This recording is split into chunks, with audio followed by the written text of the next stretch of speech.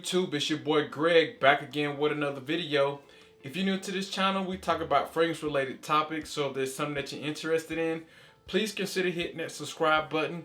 Make sure you hit the notification bell so you'll be notified every single time I upload. Alright, so before we dive into this review, I just want to say thank you to you guys who have supported me from day one. We hit 1,000 subscribers maybe a week and a half ago, 2 weeks ago, and I wouldn't be able to do that without you guys. So previously in the video, I think when I was around 800 subscribers, I said that when I hit 1,000, I would do a Q&A, okay? So I'm going to leave my Instagram here and also in the description box. So if you have any questions that you would like for me to answer, go to my Instagram and send your question to my DMs, okay? So again, go to my Instagram. It'll be in the link down below. And if you have a question, just go ahead and send a question. And in the next video, I'll do my best to get to your question. If I don't, I apologize. All right, so let's go ahead and dive into this review. All right, so today we're going to be talking about a fragrance that I have not heard many people talk about. I've even looked up videos to see if, other fragrance reviewers have, really spoke about this particular fragrance. And honestly, I've probably seen one, maybe two people actually talk about this fragrance. So I'm going to do you guys a service and go ahead and enlighten you on this beast mode killer intoxicating fragrance, and it's from the house of BDK, and it's none other than Oud Abramad. Alright, so here's the box. It's actually a really cool looking box. I love how BDK does their presentation. And then as you can see on the front, it has all the notes, which is actually a pretty neat quality, I feel. Instead of you having to actually go online and look for them, they have them right here at the front of the box. And then here is where the fragrance sits. I'm telling you, it's so nice, man. It's really nice how they put that detail into their presentation. It makes it worth, spending that $200, but we're not gonna get into that right now. All right, and here's the bottle. As usual, it has the name and then BDK here, and then it has this nice heavy cap, and it has the BDK label at the top. I don't know if you can see that in the camera. I hope you can. Anyways, the cap is really good quality, real heavy. The bottle, real nice, simple but nice.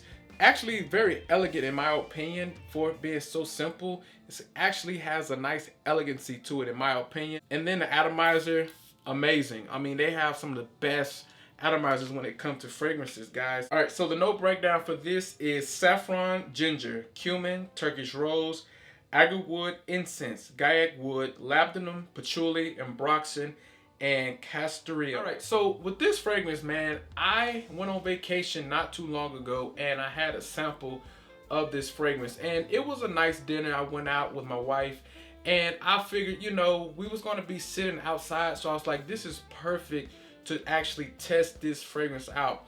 And a lot of you may say, well, why did you need to sit outside? Well, let me explain to you. This fragrance is actually very, very potent. Around the first 5 to 10 minutes, maybe even 15 minutes, it's very potent. That oud is hitting you right in the face. Honestly, it was a bit off-putting. I do like oud, I do like leather, I do like very woody scents, but it just kind of smelled like it was going to be one of those, off-putting, real pungent type of oud fragrances. And it wasn't, guys. Like, it really started to dry down, it really started to sweeten up, started to warm up. That oud started to really level out, it still sticks around from top to mid to bottom. That oud is going to be there, but it becomes a very, very nice oud, a very, very wearable oud at that, while still maintaining that sexiness that oud can bring to a fragrance. But as it starts to dry down, it starts to warm up a little bit. It starts to kind of get sweet and cozy and warm, and it just becomes a very sexy, intoxicating scent.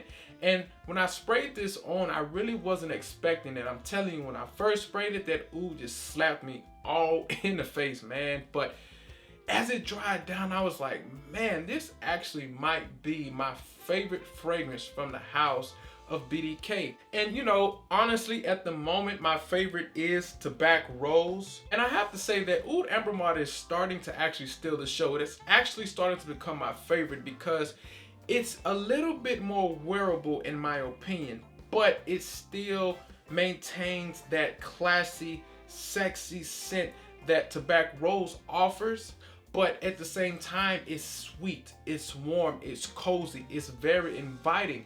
And that's very strange because when you're speaking about an oud fragrance, something that's actually heavy in oud, you wouldn't consider it to be an inviting fragrance. But this thing right here, it has that oud, I'm telling you, in strong and heavy, but it has an inviting vibe about it, man. So with that being said, the compliments are going to roll in, man. I'm telling you, this right here is a compliment getter. I wore this twice already, and every single time I've worn it, I've gotten a compliment, at least one.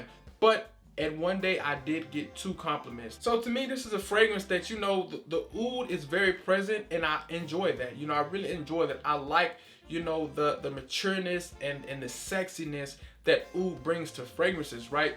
But this one right here is that type of fragrance, but very wearable at the same time. You know, like I said, it's sweet, it's cozy, it's warm, while having that oud up top. It's a very classy, elegant fragrance, and I really, really enjoy that. So let's go ahead and talk about the performance.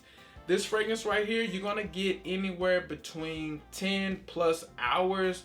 You know, it's gonna be on your skin probably for 15 hours, probably to the next day. But it's not going to push heavy like it does, you know, the first 2 to 3 hours. But for the first 2 to 3 hours, it's going to push heavy. You know what I'm saying? So in my opinion, the performance is fantastic. There's nothing that you're gonna have to worry about when it comes to Oud Abramad.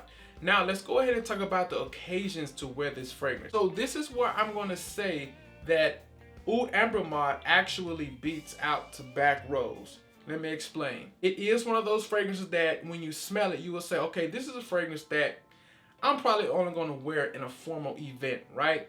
But let me tell you, the scent character of this fragrance, if you just eliminate the oud, you're actually left with sweetness, a little bit of spiciness. You know, a touch of that rose is there. You know, I actually can smell that rose. You know, it's kind of like one of those oud rose fragrances, but it's not overpowering. You know, it's not an overpowering oud, it's not an overpowering rose. They merge very, very nice together. And it has a balsamic sweetness to it. It has that warmth to it, that coziness to it.